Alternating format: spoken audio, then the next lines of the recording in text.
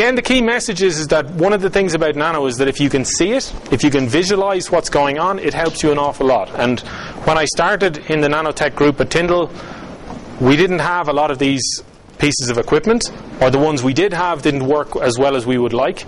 So a lot of our experiments were pretty much working in the dark. And I hope to show you that visualization is not just taking a pretty picture, it's also telling you an awful lot about what you're trying to do.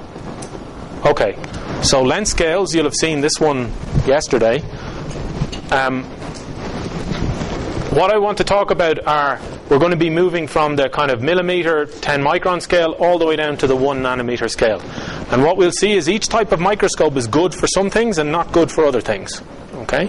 And generally, if you want a really complete picture of the story, you may need to use several techniques. So the way I like to think about it is, you're looking inside a house. If you look through one window, you see one room. If you look through another window, you see another room.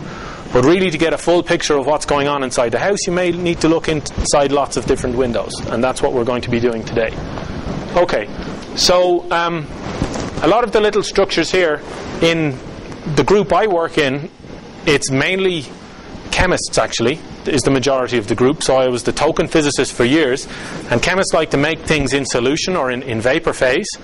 But Tyndall started out life as an electronics research centre, so it was mainly engineers. So the first few years were quite funny with the engineers are scared of chemicals and the chemists are scared of electricity, and trying to get them to talk to each other was quite interesting. Right? So what we're going to be some of the examples today you'll see are things made by engineers and chemists putting things on top of them and seeing do they do anything interesting. Okay? So what we'll be looking at are different types of microscopes that allow us to see things from, as I said, the millimeter or the 50 micron scale. Like, I use the human hair as the best example for nanovisualization because it's about the smallest thing you can see from everyday life. A sheet of paper is about 100 microns thick. A hair depends where you come from, what kind of shampoo you use, but it could be 100 microns, it could be 20, but we'll pick 50 as a kind of an intermediate. Yesterday, Jim, I think, did a little bit of something on electronic structure and band theory. This is the really simplistic picture, the sort of Bohr model of a magnesium atom. I'm only showing it because I want to focus a little bit on the energy scale here. So the energy is in keV here. So we can see that the electrons that are up closest to the vacuum level would have energies of only a few eV. Right? Now this is for one atom. This is the energy level. Obviously, if we made solid magnesium, all these levels here would blend into bands. Okay, to these kind of band things here, and you'd be populating some things up near here. But the most weakly bound electrons in the cloud outside the nucleus have energies of a few eV. Okay, whereas the ones closest in have energies of kilo electron volts. So we think then, if we come in with a beam of electrons of 1,000 volts or higher in an SEM, sometimes we can knock out some of these electrons here. If you knocked out one of these guys, right? So sometimes the primary electron comes in, scatters off the nucleus, bounces back like a pinball. Okay, bump, collision. Sometimes it actually knocks one of these out, like if you're playing pool or something like that, one of them vanishes away. If this one gets knocked out, one of these things can drop down, you generate an X-ray. Okay, so you get some chemical information. But sometimes most of the interesting interactions happen with the electrons that are up here. Okay, so you don't get any chemical contrast, but we see you do get a little bit of something about the atomic number. Okay, now there's a huge amount of text here, please don't read all of it. All it says is that you have two main mechanisms when your electron comes in and interacts with your atoms in your material. You can have elastic scattering, which we all know well from classical physics, where something bounces off. You don't lose any energy, so the wavelength doesn't change. Right? The direction changes. You change momentum, you don't change energy. And the key thing to remember there is that in elastic scattering, that's proportional to the atomic number squared. So if you have a sample of gold on carbon, you get much more elastic scattering from the gold than from the carbon. Okay?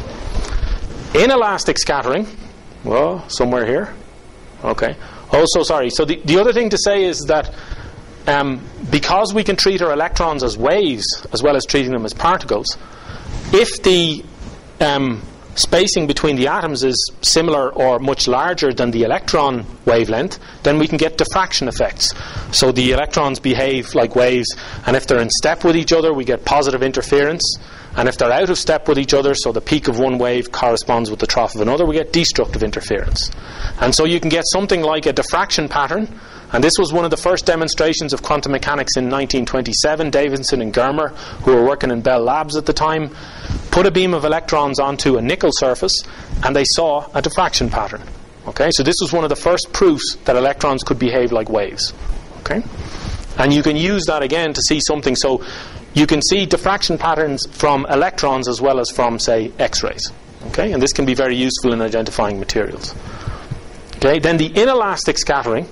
This is when this thing gives up some energy. Now, most of the time the energy it gives up is heat, and that can be bad news. So another important take-home message from today is that scanning electron microscopy is effectively a destructive technique. Okay? If you're coming in with a beam of electrons that's 1,000 eV, right, then if that electron meets anything on the way to the sample, if there's any layer of water, which there usually is, or any organic material, then it will crack that, and you will cover your sample with amorphous carbon. So this is sometimes when you take an image and you zoom back out again and you see, what's this kind of funny stuff here? It's probably you've broken up whatever residual material was on the surface.